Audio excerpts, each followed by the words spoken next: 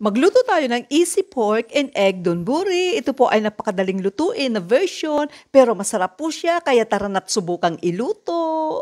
Gagamit tayo ng pork slice. Meron po nito sa supermarket na naka-pre-slice na. Ganito po siya kanipis. Then isiso natin ng salt and ground black pepper sa magkabilaang sides. Tapos i-refrigerate natin ng at least 15 minutes para ma-absorb yung salt and ground black pepper.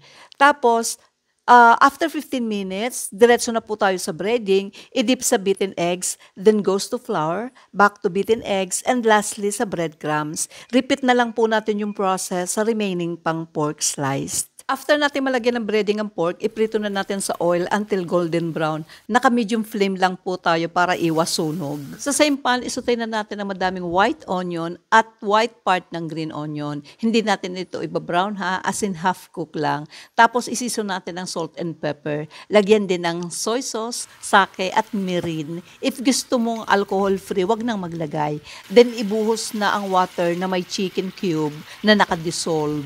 Let it boil and ilagay na ang fried pork. Pagkatapos, ibuhos na din agad ang beaten eggs, takpan, and simmer for a few seconds. And luto na at ready nang kainin ang simpleng ulam. Kainan na!